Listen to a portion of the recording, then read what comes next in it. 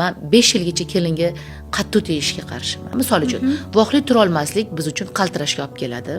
Mana men uxlab qolsam qo'rquv, ovqat chiqsam, voy uxlab qolibman degan qo'rquv. Men kelinimdan shu narsani xohlaymanki, qo'rqmasin. 11 gacha uxlab qolsa ham bu odam, tем более yangi kelin bir-birini sevadi ular. Tabiiyki 1-2 qilib uxlashmaydi, kino ko'rishadi, suhbatlashadi, bir-biriga to'ymayotgan payti ertalab qanaqa qilib 5 ta turadi, kechasi 2 da uxlagan odam. Qaytsa biza hozir voqli tura olamiz, uyquga o'sha yoshimiz katta-da, borgan sari yoshingiz katta bo'lgandan keyin maza uyquni ham topa olmaysiz. Men hozir yostiqqa bosh qo'ysam uxlab qola olmayman. 200 marta bu yoqqa yumalashim kerak-da.